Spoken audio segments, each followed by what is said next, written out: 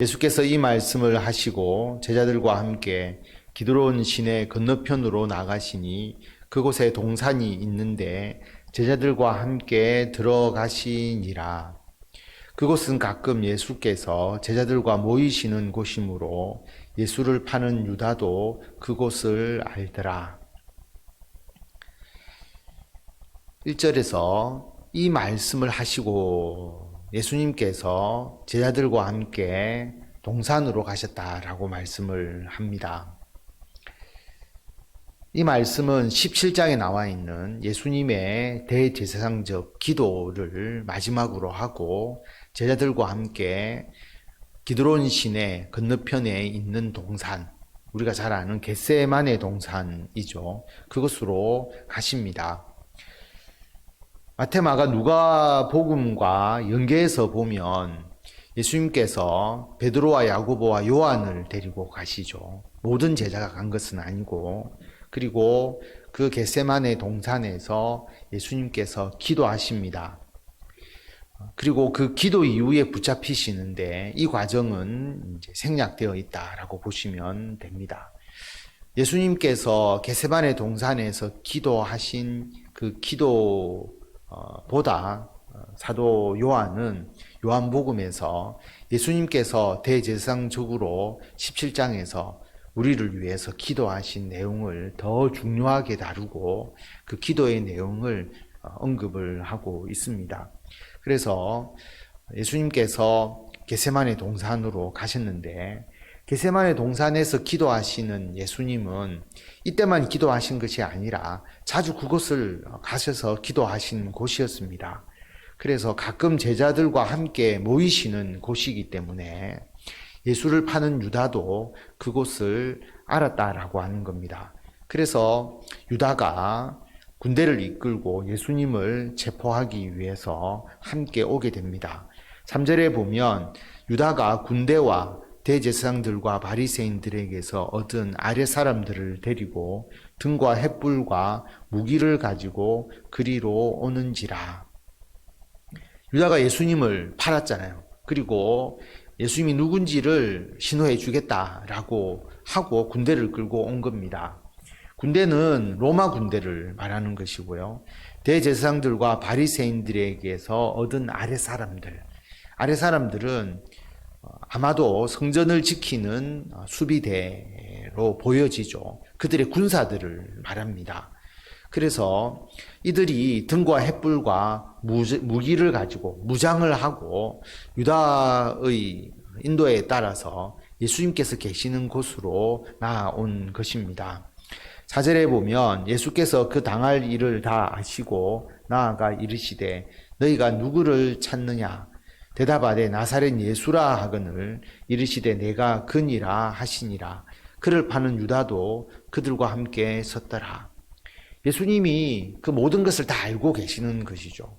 그 이전에도 예수님이 체포될 뻔하시고 또 죽임을 당할 위험에 있었지만 그럴 때마다 예수님은 아직 때가 이르지 않았기 때문에 그 모든 것을 다 피하시고 해결하셨습니다.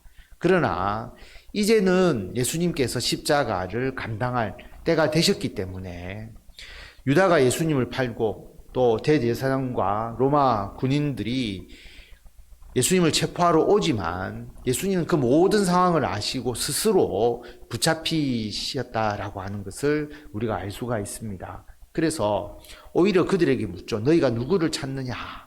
그들이 나사렛 예수다. 그러니까 내가 바로 그다라고 말씀합니다. 유다가 입맞춤으로 예수님이라는 것을 신호해 주었지만 유다의 입맞춤 때문에 예수님께서 붙잡히신 것만은 아니죠. 왜냐하면 예수님이 그 모든 것을 아시고 스스로 자기 자신을 드러내셨다라고 하는 것입니다. 그래서 그를 파는 유다도 그들과 함께 섰더라. 유다에 대한 이야기가 계속 나오지 않습니까? 유다가 예수님을 팔았다라고 하는 것을 사도 요한은 굉장히 강조하고 있고 유다가 어느 위치에 서 있느냐? 예수님의 제자로서 예수님 편에 서 있지 않고 예수님을 붙잡으러서 무장하고 온 그들 편에 함께 섰다라고 하는 것을 분명하게 언급하고 있습니다. 6절에 보면 예수께서 그들에게 내가 그니라 하실 때에 그들이 물러가서 땅에 엎드려지는지라. 이에 다시 누구를 찾느냐고 물으신데 그들이 말하되 나사렛 예수라 하거늘. 예수님께서 내가 그다라고 말씀하시니까 예수님이 가지신 그 권위, 카리스마가 있잖아요. 그님 앞에 그들이 엎드릴 수밖에 없었다라고 하는 것입니다. 그리고 너희들 누구를 찾느냐? 그러니까 나사렛 예수다. 또 이야기를 합니다. 그러니까 8절에 보면 예수께서 대답하시되 너희에게 내가 그니라 하였으니 나를 찾거든 이 사람들이 가는 것은 용납하라 하시니 이는 아버지께서 내게 주신 자 중에서 하나도 잃지 아니하였사옵나이다 하신 말씀을 응하게 하려 함이러라. 예수님께서 내가 나사렛 예수니까 이 사람들이 가는 것은 용납하라. 예수님의 제자들이 가는 것은 용납해 주라라고 말합니다. 물론 제자들이 도망갔죠. 끝까지 예수님과 함께 하지 않고 도망을 갔지만 그 도망간 그 이면에는 예수님께서 제자들의 피신을 도와주셨다라고 하는 겁니다. 제자들은 붙잡지 않도록 예수님께서 그들의 방패가 되어 주셨기 때문에 그들이 이 자리를 피해서 도망갈 수가 있었던 것을 우리가 알 수가 있습니다. 예수님께서 17장에서 기도하셨잖아요. 17장 12절에 보면 내가 아버지의 이름으로 그들을 보전하고 지켰습니다 라고 그렇게 기도했습니다. 예수님의 제자 중에서 하나도 상하지 않도록 예수님께서 기도하셨는데 그 기도를 이루시기 위해서 제자들을 보내주셨고요. 단 대제사장적 기도에서 모두를 지켰지만 멸망의 자식, 성경을 응하게 하기 위해서 다만 멸망의 자식은 지키지 않았다라고 말씀을 하셨죠. 그래서 가룟 유다를 제외하고는 하나도 잃지 아니하였사옵나이다 하신 말씀을 응하게 하려 하셨다. 그 기도를 이루신 것입니다. 그런데 베드로가 의협심을 가지고 죽기까지 예수님을 따르겠다라고 하는 비장한 각오가 있었기 때문에 그때 칼로 대제사장의 종을 치게 되죠. 10절에 보면 이에 시몬 베드로가 칼을 가졌는데 그것을 빼어 대제사장의 종을 쳐서 오른편 귀를 베어버리니 그 종의 이름은 말고라. 예수께서 베드로더러 이르시되 칼을 칼집에 꽂으라. 아버지께서 주신 잔을 내가 마시지 아니하겠느냐 하시니라. 베드로가 칼을 가지고 대제사장의 종의 오른쪽 귀를 뱁니다. 그리고 그 종의 이름은 말고입니다. 이름까지 사도 요한은 정확하게 기록하고 있습니다. 현장에 있었던 사람이죠. 그렇기 때문에 이 내용에 대해서 상세하게 기록을 합니다. 그런데 예수님께서 이 말고의 귀를 다시 치유해 주시죠. 그리고 11절에 보면 베드로에게 칼을 칼집에 꽂으라 라고 말합니다. 칼을 써서는 안 된다라고 하는 거죠. 왜냐하면 아버지께서 내게 주신 잔을 내가 마시지 아니하겠느냐. 예수님이 힘이 없으셔서 능력이 없으셔서 붙잡히시는 것이 아니라 예수님이 십자가의 죽음을 지실 때가 된 것입니다. 그러므로 아버지께서 주신 잔을 내가 마시겠다라고 말씀합니다. 12절에 보면 이에 군대와 천부장과 유대인의 아랫사람들이 예수를 잡아 결박하여 먼저 안나스에게로 끌고 가니 안나스는 그 해의 대제사장인 가야바의 장인이라. 가야바는 유대인들에게 한 사람이 백성을 위하여 죽는 것이 유익하다고 권고하던 자라라. 군대와 천부장과 로마 군대가 예수님을 체포하기 위해서 왔는데 천부장이 왔다라고 이야기를 합니다. 그러니까 1000명의 군대의 지휘관이잖아요. 물론 1000명을 다 데리고 오지는 않았겠지만 천부장이 왔다는 것은 예수님의 체포에 아주 고위직이 개입되어 있었다라고 하는 것을 알 수가 있고요. 그리고 유대인들의 제사장과 바리새인들까지, 그러니까 유대인의 지휘부가 완전히 그 예수님의 체포에 깊이 관여되어 있었다라고 하는 것을 우리가 알 수가 있습니다. 그리고 예수님을 결박해서 안나스에게로 끌고 갑니다. 안나스에게 먼저 끌고 갔다는 것은 요한복음에만 나오는데요. 안나스는 그 해의 대제사장인 가야바의 장인이고 그 전 제사장이죠. 그 해의 대제사장이라고 하는 것은 1년씩 돌아간다는 의미가 아니라 대제사장의 기간이 길었는데 가야바가 그 해에는 가야바가 제사장이다라고 말하는 것입니다.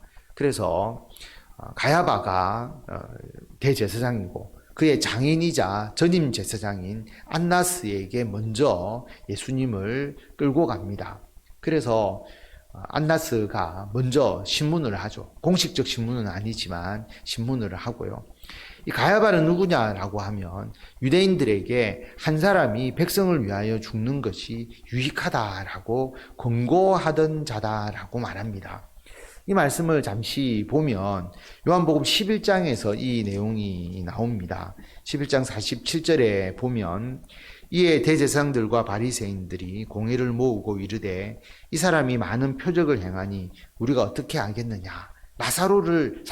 죽은 나사로를 살리신 사건이거든요.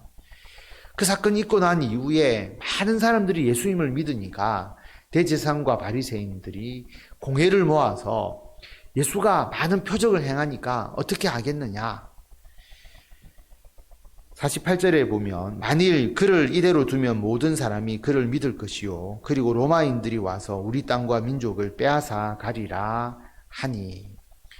예수님을 그냥 놔두게 되면 이게 폭동이나 소요로 이어질 것이고 그렇게 되면 로마가 이 땅에 큰 핍박을 가할 것이다. 그렇게 여긴 겁니다. 49절에 보면 그 중에 한 사람 그 해의 대제사장인 가야바가 그들에게 말하되 너희가 아무것도 알지 못하는도다. 한 사람이 백성을 위하여 죽어서 온 민족이 망하지 않게 되는 것이 너희에게 유익한 줄을 생각하지 아니하는도다 하였으니. 가야바가 뭐라고 이야기했느냐 하면 한 사람이 백성을 위해 죽는 게 낫다. 그 한 사람이 누구냐 하면 바로 예수님을 말하는 것이죠. 예수님이 죽어서 온 민족이 망하지 않게 되는 것이 너희에게 유익하다. 예수를 죽이자라고 그렇게 말한 것입니다. 51절에 보면 이 말은 스스로 함이 아니요 그 해의 대제사장이므로 예수께서 그 민족을 위하시고 또 그 민족만 위할 뿐 아니라 흩어진 하나님의 자녀를 모아 하나가 되게 하기 위하여 죽으실 것을 미리 말함이러라.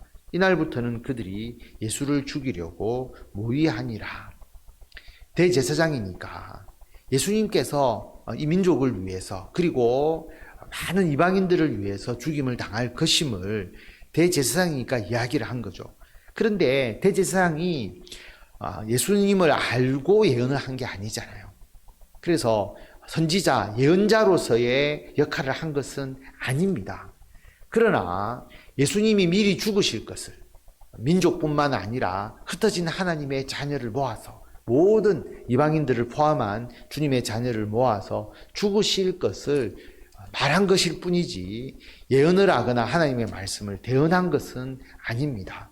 그래서 이때부터 예수님을 죽이려고 모의를 했는데 결국 예수님을 체포하고 그리고 안나스가 예수님을 먼저 신문하게 됩니다. 그리고 가야바에게 나중에 넘기게 되고 공회에서 최종적으로 예수님의 죄에 대해서 정죄하고 그리고 총독 빌라도에게 가서 사형 선고가 이루어지게 되는 것을 우리가 보게 됩니다. 예수님께서 오늘 말씀을 통해서 예수님의 제자들을 지켜주시잖아요. 그리고 예수님의 제자들이 피신할 수 있도록 도와주십니다. 예수님께서 우리들의 영혼만을 구원하시는 게 아니죠. 제자들의 생명도 구원해 주신 것처럼 우리들이 이 땅에서 주님의 일을 하도록 예수님은 우리들의 삶도 보존해 주십니다. 그리고 예수님의 제자 중에서 유다가 예수님을 배신하죠. 예수님을 버립니다. 예수님 편이 아니라 예수님을 체포하는 편에 서 있다라고 하는 것입니다. 예수 그리스도를 우리가 올바로 믿지 않으면 예수님이 누구시고 예수님이 어떠한 일을 하시는지를 분명히 깨닫지 못하면 자기의 뜻에 예수님이 맞지 않는다. 또 예수님이 하시는 일이 내 욕망을 충족시켜 주지 않는다고 생각해서 유다처럼 예수님을 배신하고 예수님을 배반하는 그 자리에 설 수 있다라고 하는 것입니다. 그러므로 예수님은 우리들의 의도와 욕망을 충족시켜 주기 위해서 믿는 것이 아니라 우리가 예수님의 뜻에 순종하는 것이다 라고 하는 것을 우리가 분명히 기억해야 합니다. 그래서 예수님께서 스스로 잡히셔서 하나님께서 주신 잔을 받는 그러한 은혜를 우리들에게 베풀어 주셨습니다. 이러한 예수님의 삶을 따라서 우리도 주님을 위해서 우리에게 맡겨진 주의 잔을 감당하시고 그 잔을 통하여서 우리들에게 어려움이 있을 수 있지만 그것을 능히 극복하고 하나님의 영광 나타내고 우리들에게는 큰 기쁨과 감사가 넘쳐나고 하나님의 나라의 영광을 위하여 헌신하시고 그 열매를 받아 누리시는 성도 여러분들이 다 되시기를 바랍니다.